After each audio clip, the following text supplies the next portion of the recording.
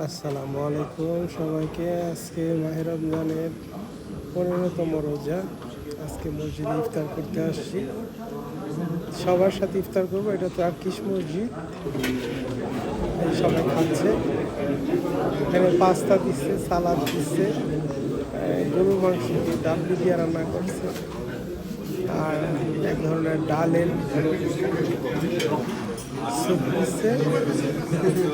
এই তো এইখানে অনেক লোক হয়, মোটামুটি 60-70-80 জন। মোস্টলি টার্কি সবাই। এই যে স্যুপ, এই যে পাস্তা,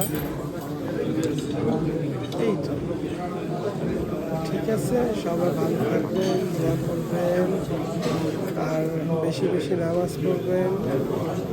যাকাত সাদাকা এই মাসে যত বেশি দিবেন, ভবিষ্যতে আমি চাকাচ্ছি রান্না করে আর কি। আর বাবা শুধু একটু লিখলেন حي على الفلاح